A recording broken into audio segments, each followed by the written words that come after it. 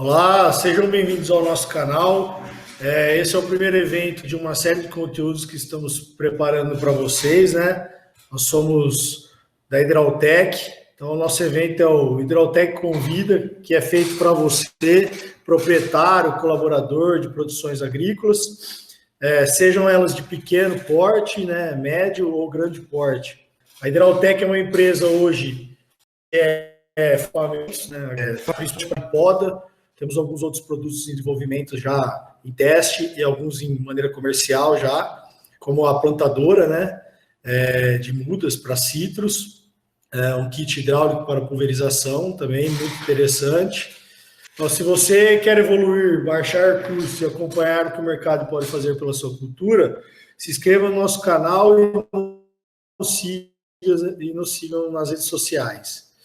Bom, para abrir a nossa série de eventos, hoje nós estamos trazendo um assunto muito atual, né? O momento que a gente vem vivendo não só na citricultura, mas como na área agrícola em geral. Hoje nós trouxemos um especialista aí na área, né? Uma pessoa que tem uma vasta experiência na citricultura, com mais de 25 anos atuando na citricultura. Um brasileiro radicado nos Estados Unidos há aproximadamente 25 anos. Então, seja muito bem-vindo, Rafael Terra. Olá, é uma oportunidade única aqui, é muito bacana participar de um evento como esse. Eu acredito que, apesar da distância, hoje com a globalização, com a internet, né, é só uma questão de apertar um botão no seu computador, no seu telefone, onde tem um acesso às informações. E mesmo estando aqui nos Estados Unidos há muitos anos, o coração da gente sempre permanece na nossa terra natal. Eu acompanho muito aí o que acontece diariamente aí no Brasil, em todos os sentidos, questão econômica, questão política, e agora, mais do que nunca, o que está acontecendo na região sudeste, região sul e parte um pouco da região centro-oeste, a parte sul da região centro-oeste, com esses eventos climáticos que, infelizmente, estão afetando muitos produtores. Né? Então, aqui eu gostaria de dividir um pouco com vocês, e espero que seja bastante informativo, que vocês, depois deste evento aqui, vocês vão para casa com um pouco de informação que pode ajudar um pouco amenizar o estrago que essas geadas está proporcionando, e infelizmente eu acho que ainda vai proporcionar, pelo que eu acompanho no que vem nos próximos dias aí. E é claro, né, brasileiro é de costume, de cultura, sempre tem muita fé. E fé nessas horas também ajuda bastante, né? Tem que sempre ter a cabeça voltada ao futuro, com foco, e manter sempre o positivismo, porque o brasileiro é lutador, trabalha muito, e não é um evento como esse que derruba uma classe tão batalhadora que move esse país, que são os agricultores. Com certeza, Rafael. E a gente vem numa sequência, né? Não só nesse ano aqui de baixa temperatura, mas também a gente vem com já algum tempo com déficit hídrico, né? Que também vem prejudicando a produção, né? Em algumas regiões. Também temos o evento que ninguém esperava, que segue aí relacionado ao vírus, né? A pandemia. E agora a gente vem com esse momento pontual, que não é um fator comum, principalmente em algumas regiões aqui no Brasil, que vem afetando muito o produtor. Então, a gente queria saber um pouquinho aí de você, as prevenções, né, os manejos preventivos, para que o produtor se prepare para um momento como esse, né, em relação à prevenção das plantas, né, como essas plantas podem se preparar para o problema de baixa temperatura, e na sequência, quais são os métodos, né, durante a geada, pós-geada, o que a gente pode fazer para minimizar os danos, né, que venham a se causar. Ok, perfeito, Diego. Então, pessoal, o que eu posso e vou dividir com vocês é o seguinte: como o Diego próprio falou, eu sou formado no Brasil, fiz mestrado aqui nos Estados Unidos. A minha paixão, eu trabalho com citricultura há tempo, eu tenho uma paixão muito grande com citricultura. Hoje trabalho aqui nos Estados Unidos com citricultura. E o que eu posso dizer é o seguinte: desses 25 anos para cá, o que mudou bastante em relação a isso? Hoje, a informação está ao alcance de todos, independente de faixa etária, condição financeira, onde você trabalhe e o local na face da terra que você trabalha. Você tem informação que você pode acessar pela internet, via o seu telefone, o smartphone ou o seu computador. Tem muita bobagem que se escreve aí, mas nós temos que usar o nosso o bom senso, né?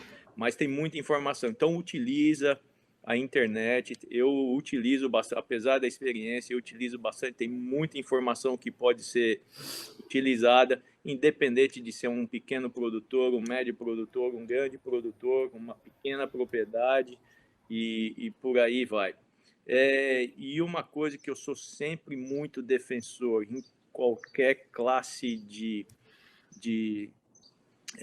trabalho, né, da indústria, se você trabalha no ramo bancário, no ramo de fábrica, o ramo agrícola, é a comunicação. Busque, converse bastante, converse com o seu vizinho, converse com o seu agrônomo da região que você trabalha. Todas as pessoas, por mais que você conheça, todos os produtores, sempre você pode coletar uma informação a mais. Aquela pequena informação pode ser de muito uso num momento tão difícil como esse. Então, o que acontece? Né? O que é a geada? O que está acontecendo aqui? Infelizmente, né, como eu disse, eu tenho acompanhado, por exemplo, os produtores de café aí que estão, sabe, o preço do café na Bolsa de Valores de Nova York disparou, né? Infelizmente, uns perdem, outros ganham, mas não é assim. Você veja o que está acontecendo na citricultura também, né? Eu acompanho todos os anos os lives da Fundecitrus quando divulga a estimativa para a próxima estação e pode ter certeza que, infelizmente, essa geada, com a adição de outros fatores, como o Diego próprio falou, da seca, do déficit hídrico, do greening no citrus, tudo, mas a geada, infelizmente, vai ser um fator adicional que vai sim afetar a produtividade dos citrus para menos, né? Então, o que está ao nosso alcance aí, a nível de produtor, que pode ajudar? O que é a geada? A geada,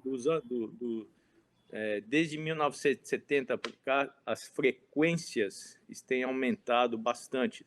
Se você olha nos dados estatísticos, tem aumentado bastante. Muita gente culpa aí o aquecimento global, né? Da frequência das geadas e a localidade das geadas. Em questão do aquecimento global, isso é uma questão mais abrangente, que nesse momento aqui é pano para manga para outro evento que se pode conversar. Mas o que eu acho que o brasileiro por questão de cultura, questão de sempre, sabe, quer abranger os seus negócios. Então, o brasileiro, num certo sentido, no agricultor, perdeu um pouco do medo da geada. O que eu quero dizer isso? Eu acho que nos últimos 15 anos, 10 anos, que não teve uma geada tão forte como o que está acontecendo agora e que, pelo que eu estou entendendo, nas próximas noites vai acontecer também. Então, muitos produtores perderam medo de fazer plantações em locais que tinham histórico de ter problemas com geadas. Tá? Então, esse eu acho que é um fator importante, né? Tá plantando em regiões, vou arriscar aqui.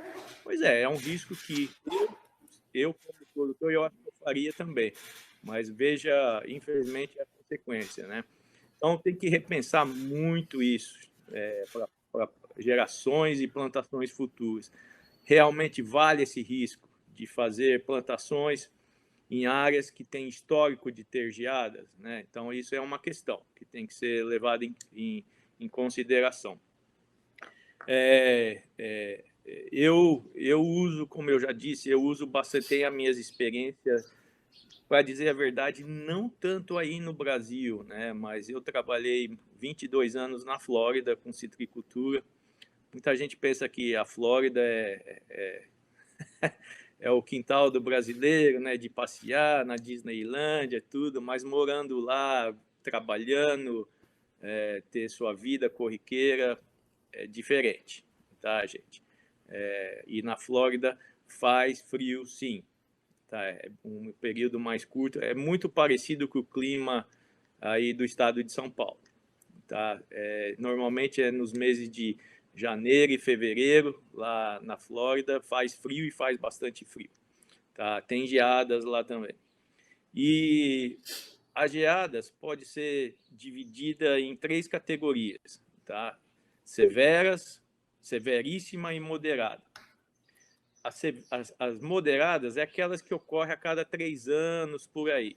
A severa, a cada 6 ou 10 anos, são danos parciais ou totais. E tem a severíssima, que ocorre a cada 20, 30 anos. Eu fiz uma pesquisa antes desse evento aqui, quando o Diego me convidou para falar sobre esse assunto, né? Eu fiz um pouquinho de lição de casa, né? Porque isso está no meu sangue também, se preparar para um evento desse, que a severíssima ocorreu aí no Brasil, no estado de São Paulo, aí, mais ou menos, no estado de São Paulo, sul de Minas, a última foi em 1994, tá?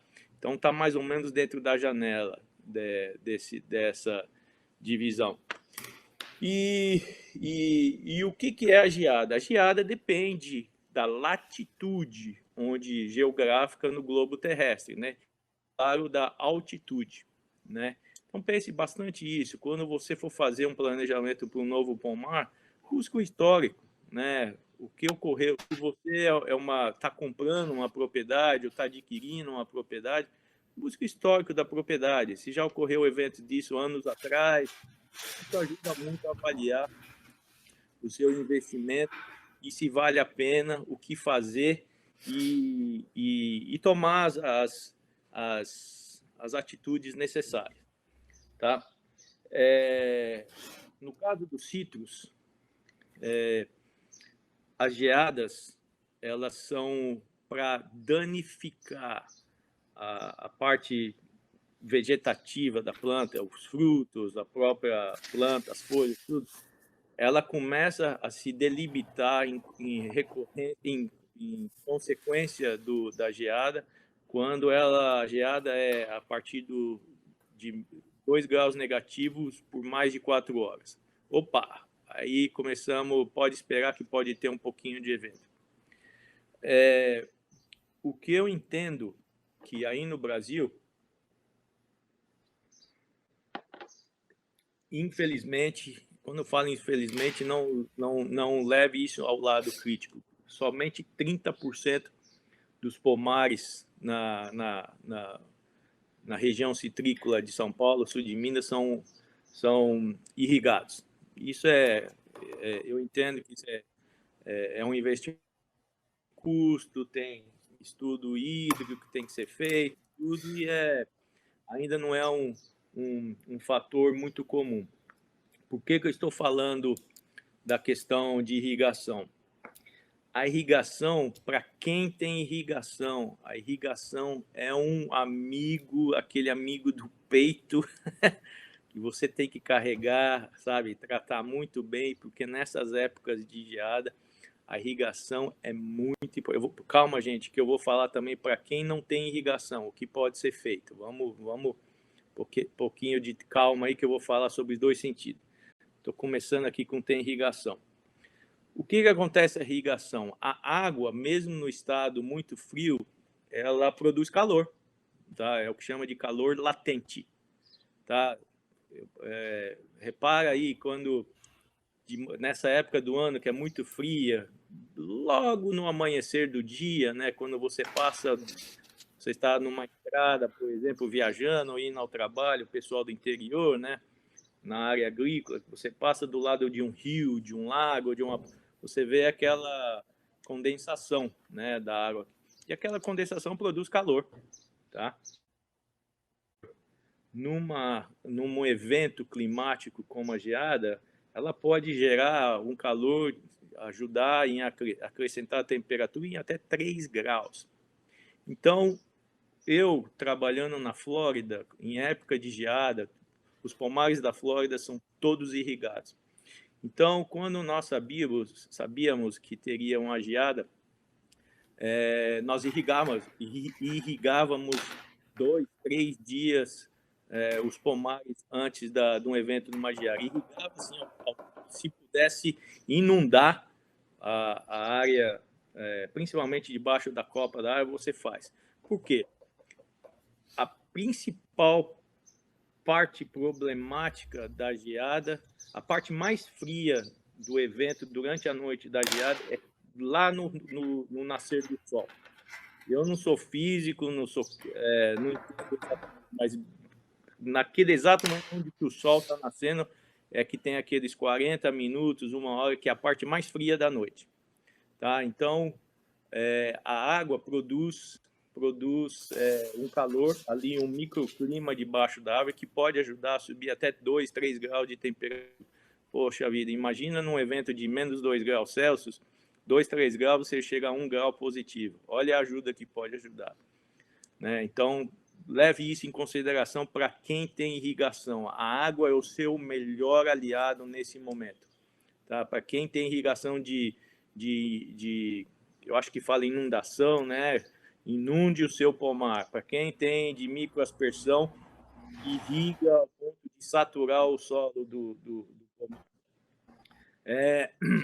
Uma coisa que eu lembro que em janeiro de 2011, quando trabalhando na Flórida, eu fiquei acordado direto 13 noites. Dormia 2, 3 horas por noite. Por quê? Em noites que você sabe que vai acontecer a geada, você e alguns associados, trabalhadores, monitorem a temperatura hora a hora durante a noite. Vamos dizer, hoje à noite vai ter geada. Começa a monitorar a sua temperatura a partir assim que o sol se pôs, começa a monitorar, né? Se você tem estações climáticas no seu pomar, ou mesmo que seja um pomar de 2 hectares, 1 hectare, né? Se você tiver como monitorar a temperatura, monitore hora a hora, porque aí você vai saber durante a noite se realmente vai ocorrer a geada, o quanto tempo se ocorrer a geada e se no evento de ocorrer a geada, o que fazer, tá? Então, monitore hora a hora. São aquelas noites, sim, que eu tive anos nos anos 90 na Flórida, de eu trabalhar na noite de Natal, tá? Só para quem trabalhar, esquece o Natal, vou trabalhar. Teve noites que eu trabalhei no Ano Novo, tá? O pessoal comemorando, soltando fogos de artifício e eu lá com a minha caminhonetezinha monitorando hora a hora. Por quê? Para tentar salvar o investimento, tá? Então, infelizmente,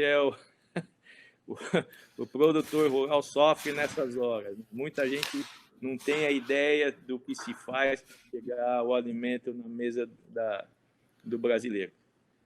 Rafael, então, pois não. Desculpa, mas então assim, os 2 principais pontos preventivos destacados seriam a localização dessa propriedade, né? Altitude, latitude, histórico de clima e alguns fatores mais. E se essa propriedade tem disponibilidade hídrica, né? Em primeiro lugar. Que segundo passo seria, claro, os custos de implantação dessa irrigação para esse pomar, tal, ou para outras culturas. Então, seriam esses 2 fatores principais para uma prevenção, né?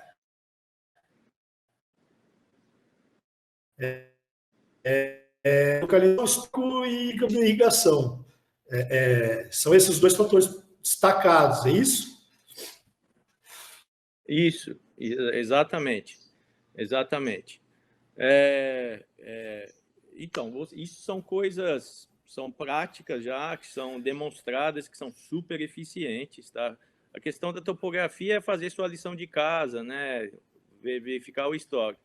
E a questão da disponibilidade hídrica, que isso é ciência já, né? Não é prática, isso é provado já. Eu sou testemunha disso, funciona e funciona mesmo. Uma coisa que eu esqueci de dizer, se você tem o sistema de irrigação, independente se é microaspersão ou gotejamento, não ligue, não inicie a sua irrigação exatamente na hora que bateu 0 graus. Não, aí você já perdeu a batalha. Por quê? Porque a água vai congelar dentro da mangueira de irrigação. Eu vou dar um exemplo aqui, por exemplo, quando trabalhando na Flórida e na Califórnia,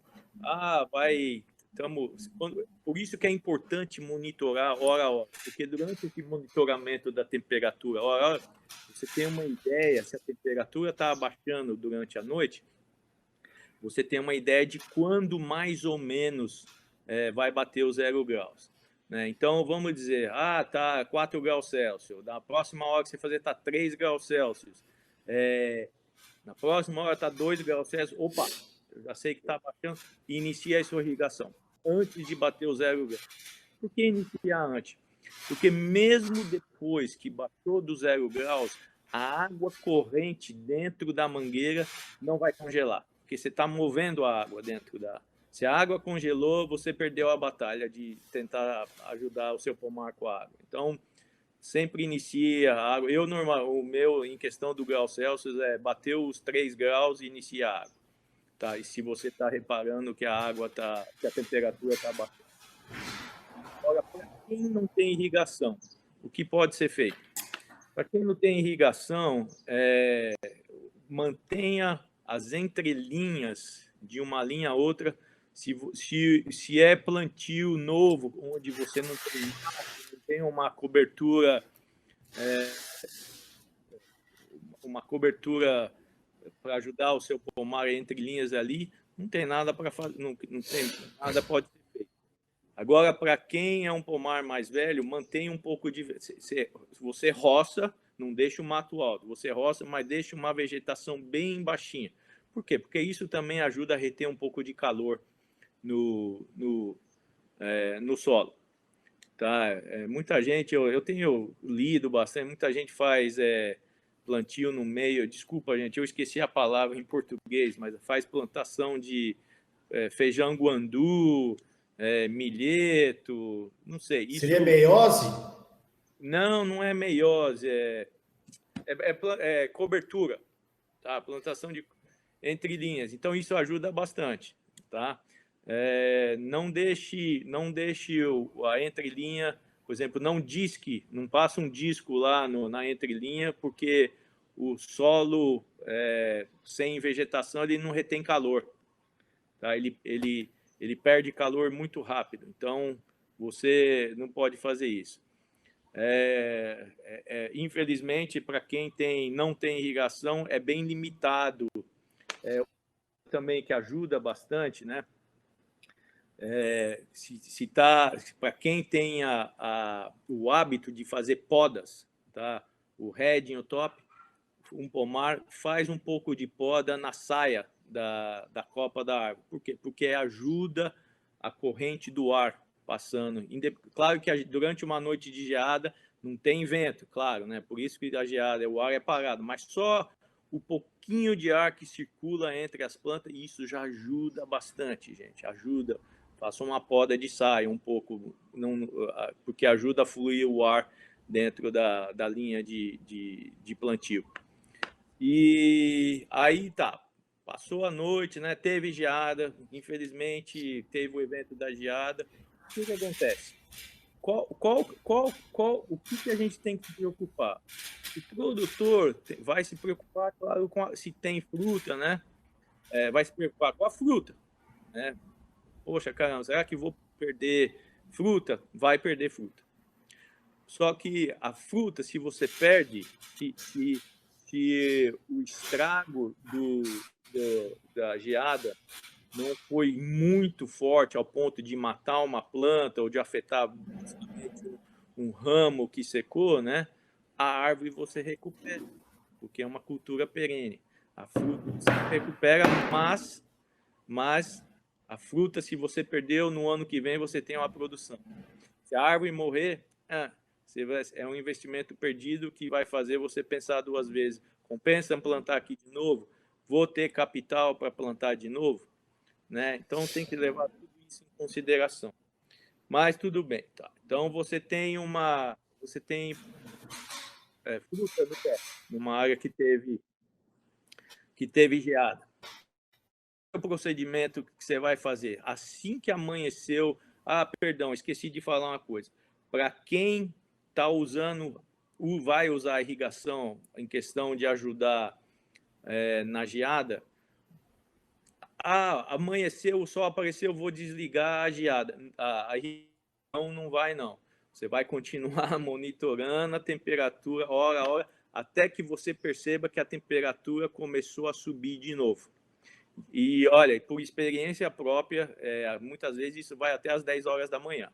Tá? Então, tem que ficar ali monitorando. Aí, na hora que você percebeu de uma hora a outra que a temperatura, eu normalmente levo em consideração pelo menos 2 horas, duas leituras de temperatura, quer dizer, 2 horas. Assim que você percebeu que a temperatura começou a subir, aí você pode desligar a água. Tá? Então, não desligue só porque amanheceu, o sol lá está bonito no céu. Por que eu estou falando que o sol está bonito? Porque geada é em dia de noite clara, sem nuvem. Então, a gente sabe que vai ter o sol lá. Então, monitora assim que a temperatura começou a subir, você desliga a irrigação. Então, vamos voltar ao assunto amanheceu o dia, você pegue lá sua caminhonete, o seu trator, não sei o que, leva o seu netinho, o seu filho, carrega dentro da caminhonete e vamos trabalhar. Você vai começar a cortar frutas. Você vai monitorar, você vai colher fruta, você vai cortar frutas em fatias, em pequenas fatias, desde a partir de cima da parte superior da fruta para baixo, onde está o pedúnculo da fruta. São fatias milimétricas, assim, 2, 3, 4, 5 milímetros, mais. Assim, você vai começar a cortar. Por que você vai cortar? Porque você vai perceber se formou bolsas de gelo nas células de suco dentro da fruta, né? Se não romperam aquelas células lá. Eu, particularmente, né, vou levar um pouco aqui para o lado divertido da hora. Eu gosto de fazer isso de manhã porque a fruta é uma delícia. Normalmente é aquela fruta que se vai colher, ela está no ponto máximo de teor de Brix, de ratio, de açúcar, e geladinha de manhã. Não tem o que mate a satisfação de comer uma fruta cítrica durante a manhã. Então você começa a cortar a fruta a partir do pedúnculo com a faca bem afiada, fatias para você perceber se tem gelo. O que você vai avaliar? Se tem gelo formado dentro das bolsas de suco, das células de suco, você vai continuar cortando e avaliar a espessura até onde o gelo chegou. Se tem gelo formado, as bolsas, pode esperar, essa fruta vai cair em alguns dias, porque se ela rompeu as células, a fruta vai cair. Tá? Então, o procedimento mais adequado é colher as frutas o mais rápido possível. Olha, é uma coisa forte que eu vou dizer aqui, é difícil de aceitar, mas é a realidade. Não tem como você salvar todas as frutas. Tá? Você vai perder fruta, vai derrubar fruta. Então, se é fruta para mercado ou fruta para indústria, você coordena com quem quer que seja que vai receber essa fruta para colher essa fruta nos próximos 2 dias. É difícil? É impossível? Não. É questão de coordenação. Tá? Mas ter na mentalidade que vai ter perda de fruta. Tá? Você vai derrubar a fruta. Mas essa verificação é muito importante, porque você vai saber avaliar, porque você pode ter uma ideia de porcentagem do seu talhão, de porcentagem de ajuda no seu fluxo de caixa, nas suas estatísticas, no seu orçamento, tudo tem uma consequência, gente. Mas é aquele Rafael, trabalho que ninguém gosta de fazer, mas tem que ser feito. Pois não. Trazendo esse lado aí já com os danos causados, né, que podem ser causados, queda de fruto, existe alguma coisa, alguma prática nutricional para quem já tem condições de prever uma geada ou quem sofre já com aspectos aí, com regiões mais frias, né? Teria alguma questão já de preparo para essa fruta segurar mais no pé, ter um menor queda, algo desse tipo? Ótima pergunta, Diego. Então, o que acontece? Da filosofia, vamos dizer, da ideologia, é o seguinte: criança bem nutrida, né, um humano bem nutrido, dificilmente fica doente. Tá? Então, se você tem o seu programa de nutrição de planta, você sabendo que você está dentro dos parâmetros de nutrição adequados, né? Você tem o seu programa, se você faz análise de solo, análise de folha, você sabe que está dentro, as chances de ter um prejuízo são muito menores de uma área que, por exemplo, que você tenha greening, que você sabe que o solo ali, independente se você plantar melhor combinação de copa com cavalo, você sabe que aquela planta não vai produzir muito. Então, respondendo a sua pergunta, claro que tem. Agora, qual que é a fórmula mágica? Isso não tem. Tá? Cada um tem. Mas você, uma planta bem nutrida, é muito mais difícil de você ter um prejuízo, né? Muito boa pergunta, né? Você mantendo aquela planta, você sabendo que nessa época do ano é uma época propícia para a geada, por exemplo, quem faz adubação com adubadeira, por exemplo, faz uma adubação um pouco antes do inverno, né? Quem faz por fertirrigação, faz uma fertirrigação um pouco mais forte antes do inverno, né? Agora, para o outro lado, vamos dizer que você teve uma perda grande, você depois de uma geada você percebeu que teve ramos, fruta que vai cair, você faça a sua avaliação, né? Vai ter que fazer aquele trabalho de dono de propriedade ou de responsável de área, fazer a sua porcentagem, né? Aquele negócio, uma planta bem nutrida vai requerer mais adubação, mais irrigação. Uma planta que foi prejudicada com o evento da geada, que derrubou fruto, você não vai tratar do mesmo jeito, né? Você tem que esperar um pouco. Uma coisa que eu li, tá? Que me veio à cabeça aqui é uma coisa interessante. Ah, mas se foi uma coisa drástica, né? Vamos fazer poda, vamos arrancar plantas. Não. Espere passar o inverno. Deixe passar o inverno. Você deixe passar o inverno. Assim que começar, você perceber, entrou lá o mês de setembro, a primavera, não sei o quê. É aí quando você vai tomar as decisões do que fazer, né? Se chegar ao ponto de matar uma planta, a decisão é sua, né? Não vou plantar aqui mais ou vou renovar o pomar, né? Não vou. Não teve uma queima muito grande de rama, mas preciso fazer uma poda. Faça uma poda. Porque o que vai acontecer daqui até o final do inverno? Se a planta não morreu, se a planta foi danificada, independente do grau que se danificou, ela vai brotar. Então, isso ajuda muito a você monitorar o que pode ser questão de podas. Vou precisar podar? Não. Ótimo.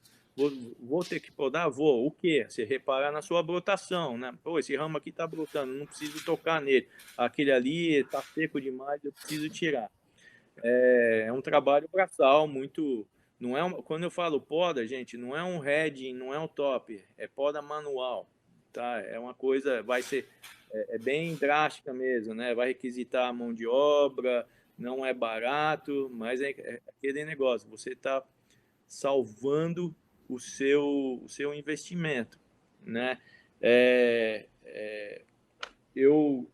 Ontem eu participei de um evento aí com um grupo de consultores aí, que eles, aqui onde eu estou trabalhando, nós estamos plantando muito limão Tahiti e o limão siciliano. Eu não tenho, gente, eu não tenho experiência com limão siciliano, tá?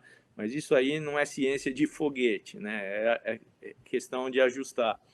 E na conversa que eu estava, um dos participantes estava me falando que a maior fazenda de limão siciliano aí no Brasil é na região de Rio Claro, né? Tá? E a literatura fala que as commodities, as que são mais exploradas da geada é o limão siciliano e as laranjas. Tá? Então eu fiquei pensando, porque eu estou acompanhando os eventos da geada aí, eu fiquei pensando nesse produtor aí na região de Rio Claro. Eu sei que Rio Claro não tem histórico de ser muito frio, né? Mas pelo que eu entendo, está bastante frio. Aí meu pai mora aí no Brasil, perto da região de Amparo aí, tá. Hoje ele me mandou uma foto que estava 0 graus hoje cedo, né? Então o negócio tá bem drástico mesmo, é bem difícil. Agora, em pomar novo, o que fazer em pomar novo? Pomar com 1 ano, 2 anos de idade, né? De novo, se você tem irrigação, irrigue esse pomar, não economize em água. Se o patrão é aquele patrão chato que tem a mão fechada, manda ele para casa, deixa ele dormir. Irrigue o pomar, que eu garanto que você vai ajudar. Agora, se o pomar não tem água, opa, aí é um pouco mais difícil. Com esse frio intenso que eu tô lendo em bastante, essas plantas vão sofrer bastante. Agora, aí que está a questão. Qual o tamanho do pomar? É um pomar de 1 hectare, de 2 hectares? A minha sugestão é cubra as plantas. Use um saco de fertilizante. Se você guarda saco de fertilizante para cubra as plantas. É um trabalho duro, né? Demora para fazer, mas lembra de você está salvando o seu investimento. Né? Tem muita gente, eu estou acompanhando, tem gente que está fazendo isso aí. Plantação de tomate, tem gente que está cobrindo cada mudinha de tomate, né? E porque sabe que isso ajuda bastante, né? Então, o pomar novo, claro, vai sofrer muito mais, né? Se tem irrigação, inicia a irrigação. Por exemplo, se tem previsão de geada para hoje à noite, esse pomar já tinha que estar irrigando agora. Satura o solo de água. Como eu disse, a água no solo produz calor. Produz calor. É impressionante isso. Então, o pomar novo é uma questão mais, como é que eu falo? Mais sensível, né? Pode esperar para quem vai jogar com a sorte, né? Infelizmente, a minha palavra é que vai ter prejuízo, sim, mas é também um momento de aprendizado, tá? Isso tudo que eu estou falando aqui, gente, com a minha, hoje em dia, experiência, mas quando eu comecei a trabalhar com cítricos, eu não sabia disso, eu não conhecia, né? A gente sofreu bastante, mas vai adquirindo experiência, né? Conforme cometi muitos erros, tá? E aprendi com isso. Um pomar novo também, uma coisa que eu pensei nisso hoje, tá? Sabe quando a gente está numa estrada durante a noite, tem construção na estrada durante a noite, né? Tem aqueles holofotes, né, que é movido a gerador, que são muito fortes. Sabe, eu pensei num pomar pequeno, você alugue um holofote. Esses holofotes, eles geram calor, principalmente se for de luz de incandescente. Aqueles holofotes são muito fortes, né? A luz, né, pode ser um grande aliado no combate à geada. Claro, se for um pomar de 100 hectares para 50 hectares, aí são outros 500. Né? Mas um pomar pequeno, um holofote desse pode ajudar bastante, né? Na Califórnia se usa muito o que eles chamam, são torres parece um moinho de vento, tá? São torres de 30 metros de altura, tá? Durante a noite eles ligam esses geradores, né? E eles criam vento, né? É um custo elevado, alto, né? Mas é aquele negócio, você está salvando o seu investimento. Máquina de vento dessa, ela consegue cobrir 2 hectares, tá? Então, mas são coisas inovativas que existem aí pelo mundo afora, né? Acho, se eu não me engano, na região do Rio Grande do Sul, implantações, eu não lembro de qual commodity agrícola, acho que aqui, ali, acho que existe essas máquinas de vento aí, tá? Então, é o que eu digo, né? Então, esperar o que vai acontecer aí durante a noite, né? E o importante, gente, é a comunicação. Converse com seus amigos produtores, troque informações, é a comunicação. Nunca é muito se comunicar. Aprenda o que o outro está fazendo diferente de você, que você viu que deu resultado. Que mais? E uma coisa também que você tem que levar em consideração, esperando, se você sabe que teve que você sabe que vai ter perdas de algum motivo, se perdeu fruta, perdeu o material vegetativo da planta, isso vai afetar na sua produção no ano que vem, tá? Gente, não tem como Então, como eu disse, não faça nada drástico até se iniciar a primavera, aí faça o seu levantamento, aí a partir daí é a tomada de decisões, né? Aquelas decisões chatas, que às vezes a gente sabe, muitas vezes são por indecisões, né? Se está fazendo a coisa certa, mas tem que ser feita, né? Então, vai afetar, sim, a sua produtividade para o ano que vem, mas é a tomada. Fez poda drástica, vai adubar menos.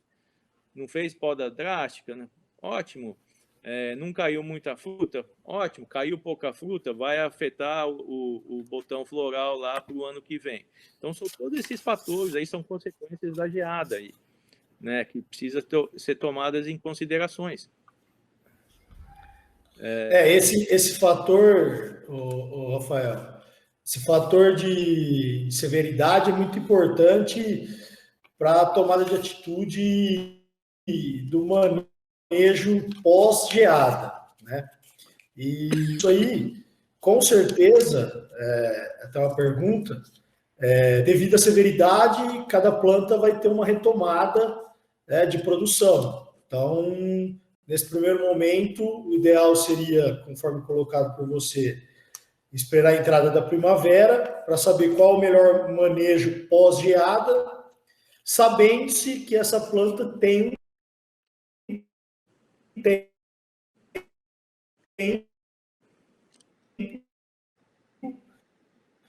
a sua performance, pode levar, às vezes, até mais de uma safra. Pode levar, assim, mais de uma safra, assim, infelizmente. Tudo a questão da consequência do dano que você teve na geada, o Diego. Sabe, se teve uma geada, eu sei não é experiência minha, né, mas eu sei de históricos de pessoas que relataram a mim que o frio foi tão intenso, não aí no Brasil, né, o frio foi tão intenso que chegou até a rachar o tronco, tá? Isso na Califórnia e na Flórida. Então, essa planta morre, tá? Essa planta ela se perde, né? A intensidade do frio é tão intensa que chegou a rachar. Parece que a planta sofreu um raio no meio da rachou o tronco de cima a baixo, né? Você vê a severidade do frio. Uma coisa que eu acho, tá, que pode ajudar também, o Diego, sabe, principalmente tem muito produtor que eu sei que faz plantações de árvores, né, como proteção de vento e também para ajudar no controle do vetor do greening, tá? do psilídeo. Tá? Eu acho Perfeito. que essas plantas elas ajudam um pouco a diminuir a intensidade da geada. Por quê? Porque muitas vezes a geada, ela independente que não tenha vento, mas são ondas, né, de frio, né, que você tendo aquela bordadura de plantas, qualquer que seja que você use para bordadura, isso ajuda a reter um pouco o frio ali naquela região, né? Então isso também pode ser, eu sei que isso é uma prática muito utilizada na cafeicultura, tá? Você ter plantas mais altas, o que seja, mamão papaya ou seringueira ou eucalipto, né? Eles colocam ali exatamente para proteger a planta, você tendo uma cobertura vegetal um pouco mais alta que a sua cultura principal, ajuda no controle da geada também. Ok. Bom, resumo do aspecto geral, os principais fatores, a localização aí dessa propriedade, a questão hídrica, né, o monitoramento de temperatura durante o processo de geada. Isso é né, muito importante, muito importante. Monitorando o fruto também, né, como você colocou, fazendo cortes com espessuras pequenas para ver a coagulação, o congelamento, né, das células. Caso seja observado, colher esse fruto o mais rápido possível, durante aí, no máximo 2 dias, né? Manter a irrigação quando possível, mesmo que tenha condições de sol, monitorando a temperatura. E pós-geada, acompanhar o desenvolvimento da consequência, né, da planta, e aguardar o fim do inverno para iniciar as tomadas de decisões e ações para a recuperação dessa planta. Acho que, basicamente, isso aí, perfeito. Um resumo geral seriam essas práticas que poderiam ajudar o produtor, né? Como você também Perfeito. colocou, barreiras com plantas, iluminação em pequenas propriedades. Acho que esse é um geral aí de quem tem a experiência que você tem com esse tipo de processo. Exatamente, é isso aí. Legal. Bom, em primeiro lugar, gostaria de te agradecer mais uma vez por aceitar o nosso convite, né? Eu acho que nós temos muita figurinha para trocar. Sim, a gente com certeza. Já conversou em outras ocasiões, temos muitos manejos em comum, muitas coisas que a gente pode agregar para vocês e vocês aqui para o nosso cenário.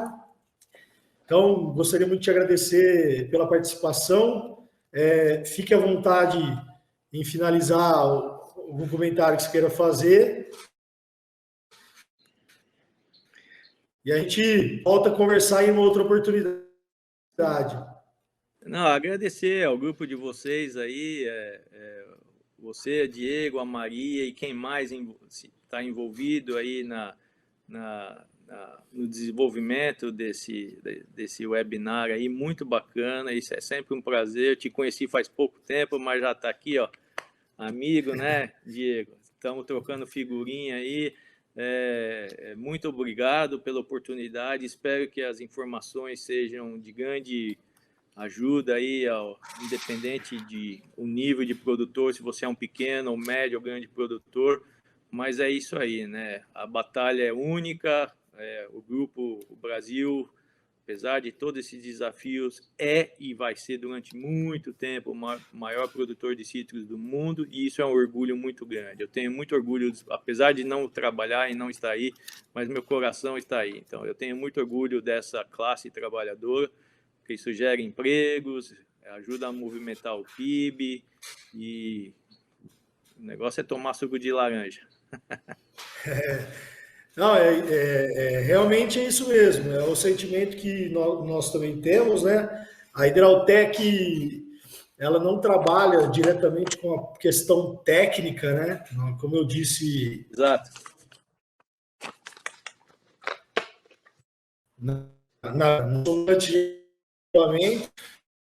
Mas nós, por obrigação e objetivo, trazer esse tipo de conteúdo, né, para os nossos parceiros, para os nossos clientes, né, para os nossos amigos, podendo proporcionar que a gente passe por esses momentos difíceis com menos prejuízo, né? A gente já sabe de todas as dificuldades que o Brasil tem em termos de ser um produtor. Então, acho que é bem por aí. Eu agradeço mais uma vez. Nós vamos encerrar agora esse bate-papo, tá, pessoal? Lembrando vocês de seguirem nas nossas redes sociais. Lá a gente traz muita informação de mercado, notícias, novidades, né? Da Hidrautec, né? Hidrautec São Paulo, nesse caso aqui. E até promoções de peças ou outros itens que a gente venha compartilhar. Nossa rede no Instagram é @hidrautec_sp, minúsculo. Então, pessoal, se inscrevam aqui no canal. Rafael, muito obrigado por compartilhar a informação com a gente. Um grande abraço. Estamos aí, junto. Prazer todo meu. Obrigado aí aos ouvintes aí, à audiência. Sucesso total a todos nós. Muito obrigado. Um abraço.